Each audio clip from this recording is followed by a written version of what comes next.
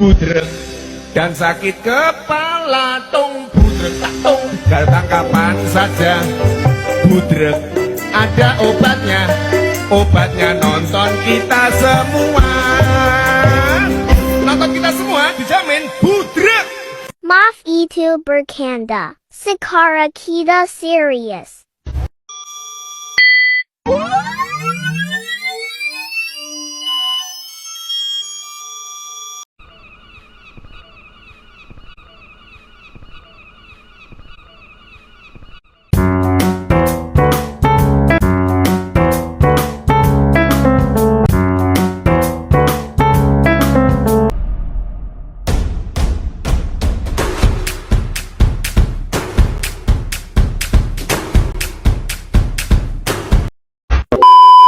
Assalamualaikum warahmatullahi wabarakatuh.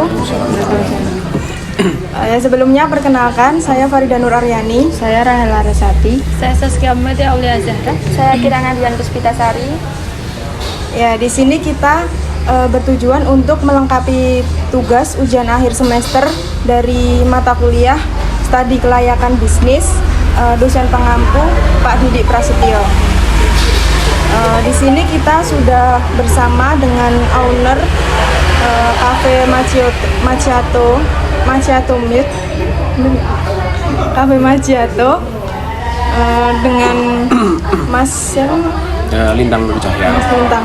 Ya, silakan memperkenalkan diri mungkin. Ya, perkenalkan saya Lintang Nur Cahya di sini sebagai owner dari Macchiato Coffee ya Mbak ya.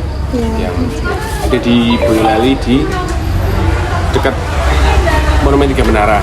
Ya. Kalau seperti itu. Mungkin bisa itu Mas dijelaskan mula dari usaha ini, berintisnya dari kapan, mulainya tujuan buat usaha ini gitu. Jadi dari awal usaha ini berdiri dulu ya. Ya, intinya singkat ceritanya bahwa Macchiato Coffee ini tuh Mbak, itu didirikan atas sebenarnya usaha keluarga ya Mbak, usaha keluarga Macchiato Coffee, di mana saya bersama dengan beberapa keluarga saya seperti saudara saya. Ada 2 orang selain saya, di mana kafe ini berdiri pada tahun 2018 bulan September, jadi sebelum Covid. Nah, itu berdiri dengan awal itu niat kita mendirikan adalah kita awalnya ingin mendirikan kopi ini tuh hanya ingin sharing tempat, kita kasih wadah buat teman-teman atau siapapun orang-orang yang pengen ngopi, pengen intinya family time bareng-bareng di tempat yang sekiranya lebih sepi daripada kopi-kopi yang lain. Kita tujuan awalnya adalah seperti itu. Ya gitu. Berarti turun-menurun dari keluarga ya Mas? Kalau turun-temurunnya sih, kalau usahanya iya, karena sebelumnya udah ada usaha seperti warung susu atau warung makan, dan endingnya menjadi seperti ini. Jadi kalau ya turun-temurun lah. Makasih buat jawabannya Mas. Mungkin ini bisa langsung masuk ke materi yang yang pertama itu dari aspek sumber daya manusia. Sumber daya manusia sendiri itu kan ada aspek yang menjelaskan tentang struktur organisasi dari usaha ini dan tim manajemen. Nah, buat struktur organisasinya sendiri itu bisa dijelaskan Mas, ada atau enggaknya gitu? Ya, ada sih Mbak.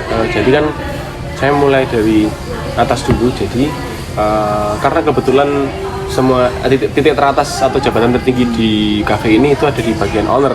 Sedangkan kita owner ada 2, ada saya sama kakak saya. Nah, di mana 2 owner ini nantinya akan menentukan kebijakan atau apapun program yang akan kita lakukan di warung ini, baik bulan depan, tahun depan atau apapun itu. Di mana dari 2 owner ini akan menjadi satu pintu perintah yang sama dari satu manajer atau supervisor. Nah, kebetulan pada saat ini saya double sebagai supervisor juga di kafe ini. Baru nanti dari supervisor itu membawai 2 bagian, ada bagian bar dan bagian kitchen, di mana setiap bagian diisi oleh 2 orang staff atau karyawan dengan 1 chief. Baru nanti keduanya akan mengatur desknya masing-masing. Kalau struktur organisasinya lebih seperti itu Mbak, cuma tiga tingkatan tok, dari owner, supervisor sama bagian ya pelaksana lah intinya, dari bar sama kitchen itu aja. Gitu sih Mbak. Berarti itu udah termasuk dari tim manajemen ya Mas ya? Berarti kan tim manajemen itu kan bisa mengelolanya itu kan berarti Mas Lintang nggak sendiri, berarti ada partnernya gitu. Iya, ada partner. Kalau buat jumlah karyawannya sendiri berapa sih dari awal itu? Oh dari awal ya. Sebenarnya untuk saat ini ya Mbak ya, karyawan kita ada 4 itu 2 kitchen 2 bar. Kalau dulu memang lebih banyak Mbak, tapi karena ada penyesuaian apa ya, intinya kita lagi ada renovasi lah, baik dari bangunan dan juga manajemen, sehingga kita harus pangkas dulu jumlah karyawan. Tapi dulu kita pada saat awal-awal sebelum Covid kita pernah total staff yang ada di sini tuh lebih dari 10 sampai 14-an sama dulu. Tapi karena pada saat Covid kita sempat pangkas habis-habisan sampai cuman 3 orang aja. Sekarang ini berkembang jadi 4 sampai 5 orang. 4 orang tetap, 1 orang casual atau freelance. Di mana dia datang waktu kita butuhkan, contohnya waktu ada event atau waktu ada acara-acara yang kita bisa antisipasi bakal rame gitu kan. Jadi antara 4 sampai 5 orang. Nah tadi kan ada kayak ada event. Nah event sendiri itu bisa di-booking dari luar atau event keluarga atau event dari kampus atau gimana itu? Ya, kalau event di sini sebenarnya gini sih Mbak, kita sekarang lebih sering bukan yang sebagai penyelenggara event, tapi lebih sering sebagai tempatnya aja. Jadi penampung tempatnya, benar sekali. Fasilitatornya dari luar. Dari sini kebanyakan orang-orang datang reservasi biasanya ya, itu datang untuk acara tertentu. Misalnya yang paling simpel ya cuma acara reservasi buat misalnya ulang tahun aja, atau ada beberapa klien yang seneng kesini untuk rapat, atau ada juga beberapa klien yang pengen ngajak kita ngadain event kayak misalnya acara seduh kopi bersama atau acara yang sejenis kegiatan tentang kopi-kopinan lah. Itu pernah sekali di sini, tapi sekarang sudah jarang. Yang paling sering memang reservasi untuk rapat, meeting sama acara-acara keluarga yang internal, paling sering itu. Kalau buat kualifikasi sendiri Mas yang buat bisa bergabung di sini tuh? Kan sih Mbak, biasanya sih kalau khusus untuk dari bar dan kitchen, kita utamakan terutama yang pengalaman ya. Pasti pengalaman itu adalah dia bukan lagi mulai itu di sini bukan gitu. Dari nol. Bukan dari nol. Jadi paling nggak kita nggak cari yang tinggi-tinggi banget, nggak harus yang sertifikasi kopi lah atau yang harus sertifikasi dia pernah masak western segala macam, nggak. Kita cuma pengen kamu pernah masak, karena di sini nanti akan diajarin juga gitu. Tapi untuk misalnya kita waktu jadi server atau yang lain ya nggak ada kualifikasi khusus, nggak ada sih Mbak. Yang penting dia mau aja Mau belajar? Iya mau belajar. Usia sih paling Mbak di bawah 35.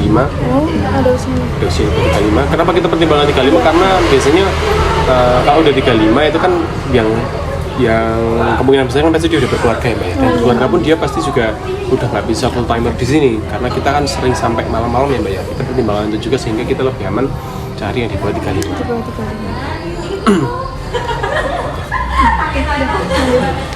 Masuk ke materi yang kedua ya Mas, Iya. itu kan aspek hukum. Nah di Maciato itu ada aspek hukum dan legalitas tertentu nggak? Dari segi misal dari segi pembeli sama karyawan gitu. Pembeli sama karyawan Kalau pembeli itu Kak dilarang bawa makanan dari luar gitu. enggak sih Mbak.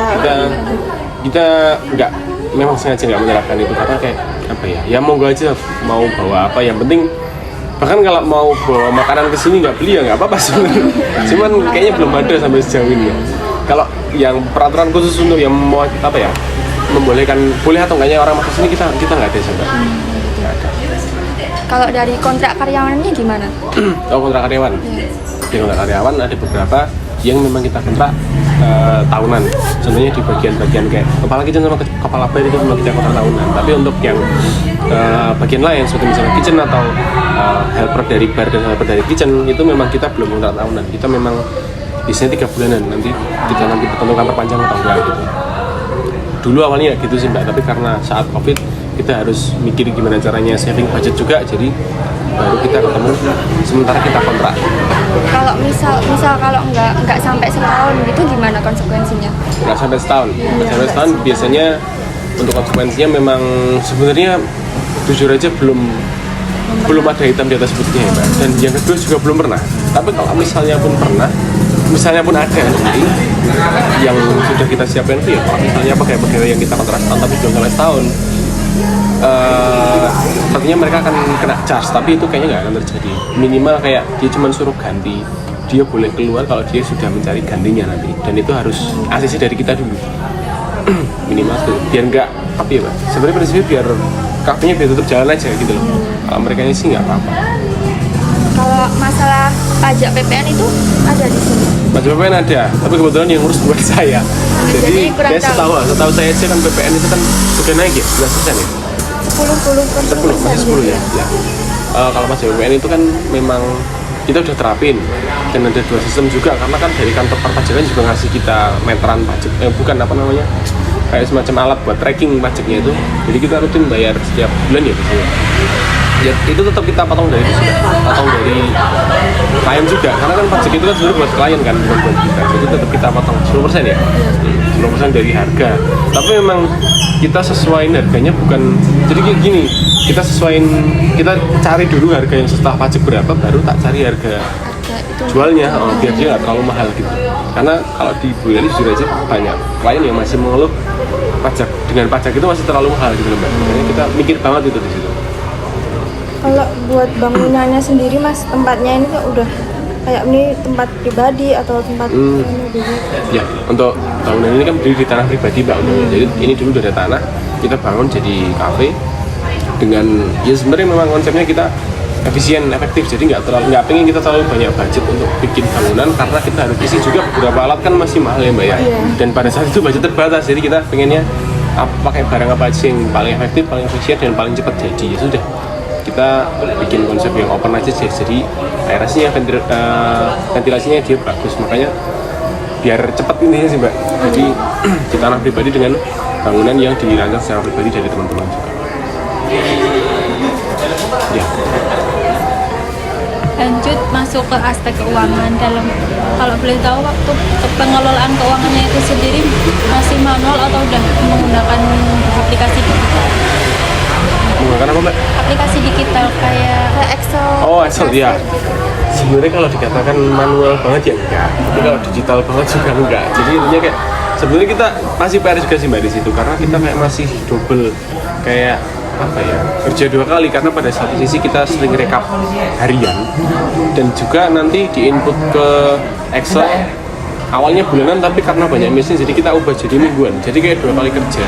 Cuman sekarang karena udah adanya aplikasi digital ya, kasih digital dimana dia bisa bantu banget kita untuk rekapan, aplikasi kasih digital yang nantinya akan jadi form Excel ya yang udah jadi, dan di situ kita mainnya di situ, pimpinan di situ.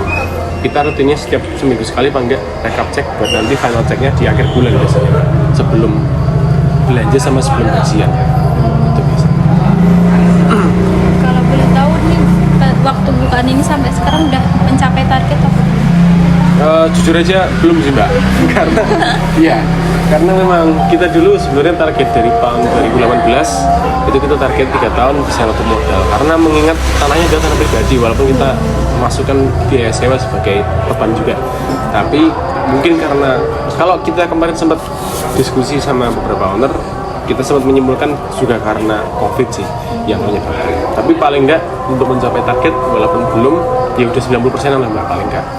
Jadi memang kalau sudah targetnya ya belum sebenarnya. Kalau buat usaha sendiri buat mencapai target tuh ada perkembangan itu nggak Mas dari awal? Nggak ada naik turunnya gitu kan pasti. Kalau dengan mencapai target ya Mbak, target mesti tetap ada naik turunnya.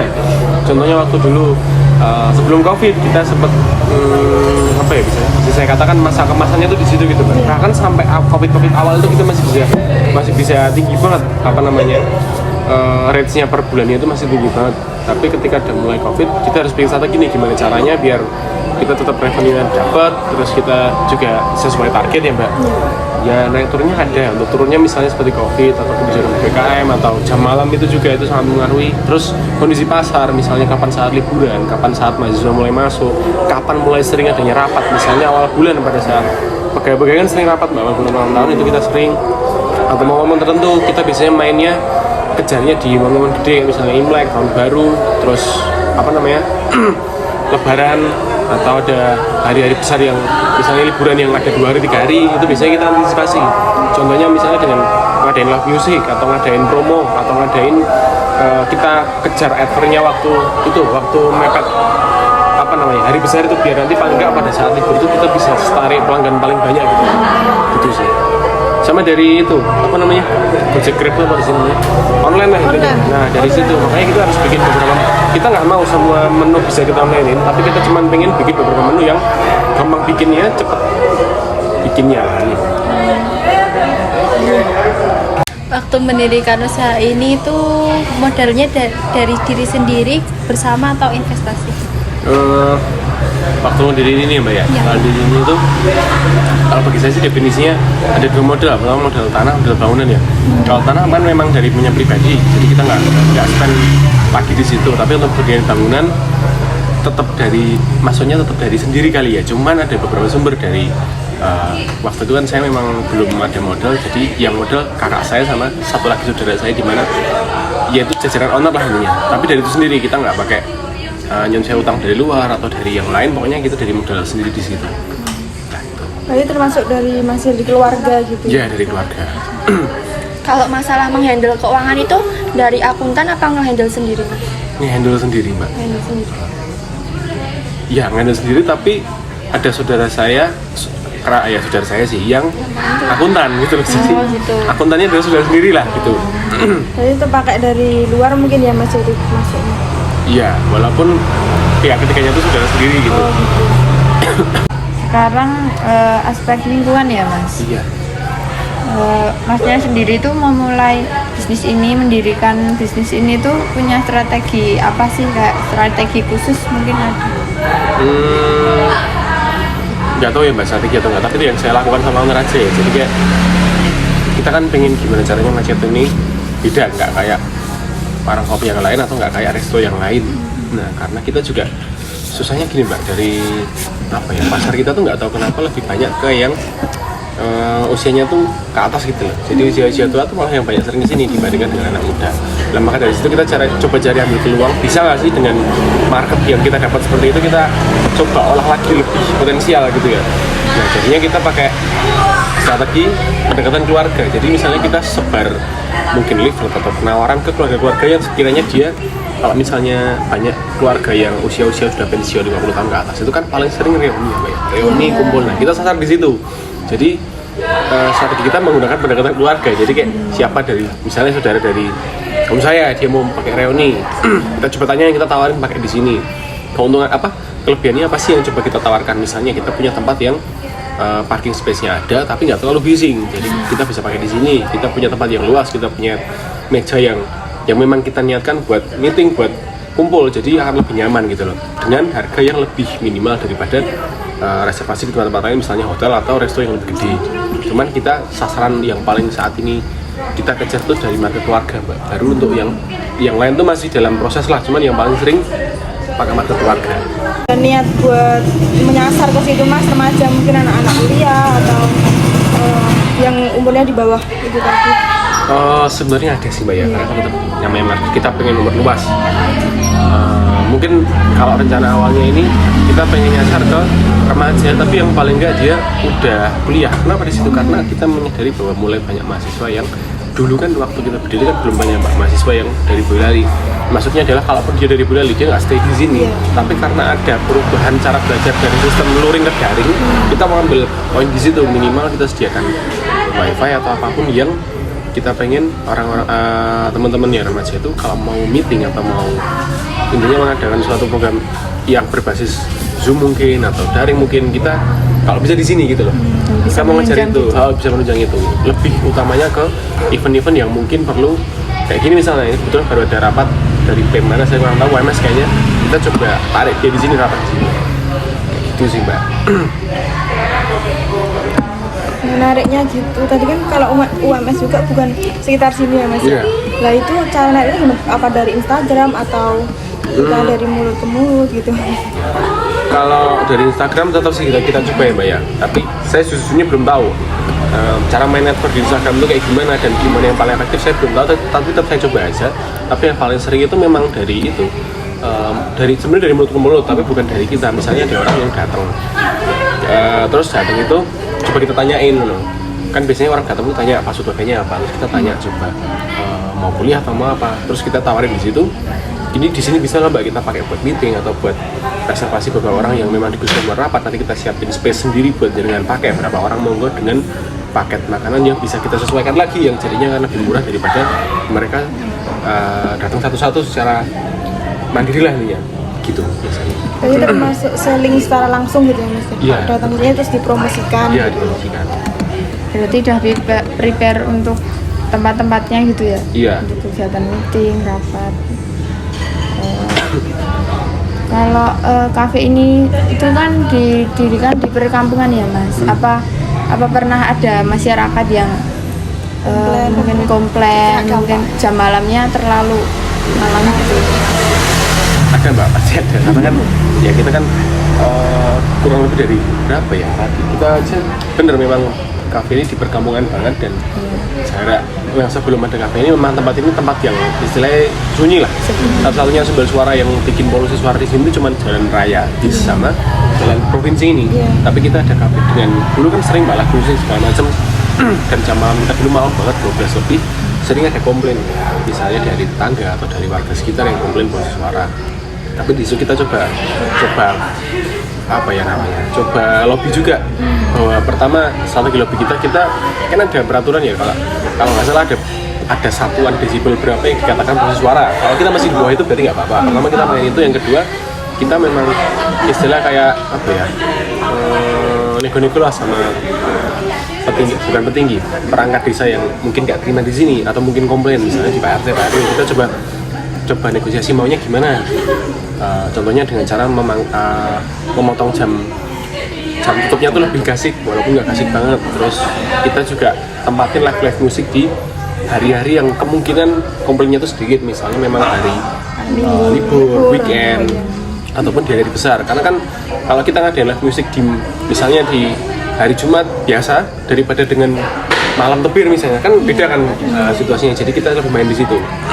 Terus kita coba cari event-event atau bukan event sih, acara-acara yang bisa kita pakai di sini yang sekiranya tidak menimbulkan polusi suara berlebih. Kayak misalnya cukup kita adain apa ya, live musik tetap, tapi yang tadinya full band jadi akustik karena dia lebih minim suara misalnya. Kayak gitu sih Mbak. Kalau jam tutupnya jam berapa Mas? Tutupnya sekarang kalau weekday jam 10, kalau weekend jam 11. Oh beda. Jam 11 itu prosedurnya Mbak, sorry. Tutupnya setengah jam setelah itu. Kalau ada event gitu-gitu sampai misalkan parkirnya full, sampai parkir ke area warga gitu enggak? Sebenarnya iya sih Mbak, sampai ke parkir warga. Tapi untungnya kita punya space yang punya saudara, jadi kita bisa pakai. Walau kalau itu full baru nanti kita pakai yang lain. Tapi sekarang udah jarang sih Mbak, karena memang biasanya mobil sih. Cuman nanti kalau parkir sampai keluar, biasanya udah ada tukang parkir yang dia tak suruh bayarnya sana lah, bukan di sini gitu. Berarti memang udah disediakan gitu ya misalnya buat plan B. Untuk hambatan ekonomi ya Mas. Nah, Masnya itu memenuhi target pas COVID itu gimana? Kan tadi kan udah bilang memotong karyawan itu tinggal berapa gitu. Itu memang agak posisi Mbak waktu itu. Karena saya lihatnya waktu pada saat COVID itu kan hampir semua bidang usaha kan terdampak ya Mbak ya. Terutama apalagi kita di bisnis F&B kayak gini kan pasti terdampak banget. Nah, waktu itu memang intinya indikatornya kita turun tuh karena memang pendapatan bulanan kita turun ya. Cuman waktu itu kayaknya sumbernya tuh nggak cuma dari pelanggan yang turun, tapi juga daya beli masyarakat kayaknya juga berkurang ya Mbak waktu itu. Nggak tahu saya sebenarnya begitu. Jadi waktu itu kita jajaran owner tuh pengen coba bikin yang pertama kita pangkas menu Mbak, karena ternyata beberapa bahan itu juga menimbulkan kerugian karena nggak segera keluar. Contohnya bahan-bahan yang setengah jadi yang expired rate-nya itu cepat banget, itu coba kita pangkas. Jadi kita pengen bikin menu yang kita punya bahan yang bisa dibikin berbagai menu tapi cuma dari satu atau beberapa bahan, dan itu harus tahan lama. Salah satu dari situ. Yang kedua kita main di makanan-makanan yang bisa dipesan dari online, dari Grab sama GrabFood, GoFood. Nah itu kita bikin makanan yang murah, gampang dibikin, bisa dibikin banyak dalam waktu yang cepat, sama tahan lama. Itu kita waktu itu bukan bilang berhasil banget, tapi cukup membantu. Contohnya kita bikin rice box, terus menu-menu es kopi kekinian kayak es kopi gula aren. Nah itu yang kita desain gimana caranya biar dia tuh murah di bawah 15.000 tapi bisa tahan 3 hari paling nggak gitu Mbak. Nah, itu lumayan bisa bantu sih. Kita cuma main di situ Mbak, soalnya kan udah jumlah pengunjungnya harus dibatasin dan jamnya dibatasin. Kita bingung banget gimana caranya kita bisa jual tanpa terpengaruh itu. Jawabannya cuma dari online dan delivery itu. Kalau untuk bahan-bahan yang udah mendekati expired tapi nggak cepet laku gitu mana? ya itu ya mau nggak mau kita buang ya Mbak. Walaupun kita sebenarnya kalau dari dulu kan kita ada nih apa namanya dari stok opnam itu kita lihat mana sih barang yang expired date-nya, jenis-jenis bahan baku yang cepat rusak atau bisa tahan lama kita pisahin sendiri. Terus kita juga pakai Vivo version per satu ya Mbak ya, kita taruh barang yang pertama kali masuk harus pertama kali keluar. Itu sebenarnya aman-aman aja sampai waktu COVID, gimana soalnya sebelum COVID datang kita masih tinggi, terus habis itu drop Mbak. Jadi kita punya bahan yang banyak banget, kita bingung mau buang gimana. Beberapa kita jual lagi karena memang bisa bahan setengah jadi bisa kita jual kayak frozen dimsum dan lain-lain bisa kita jual. Tapi kalau yang nggak bisa kita jual ya udah mau nggak mau kita buang karena kan nggak bisa dipakai juga. Tapi pernah nggak kalau kan udah hampir expired itu bisa didiskon gitu makanan? Kalau expirednya enggak sih Mbak, tapi kalau beberapa bahan yang rusak dari distributornya biasanya kita pernah sekali kita pesen french fries itu ternyata yang datang patah semua gitu loh Mbak. Nah itu kan juga bingung, dia nggak basi tapi rusak gitu. Nah kadang itu kita bingung, waktu itu kita mau pesan lagi sudah nggak bisa, baru kita diskonin. Itu pun menunya kita ganti, tadinya dari french fries jadi wedges atau apalah, pokoknya yang penting itu bisa dibikin menu lah. Karena kita nggak bisa jual french fries hancur kan nggak bisa Mbak gitu. Itu cuma kejadian sekali sih. Kalau yang mepet expired nggak kita jual.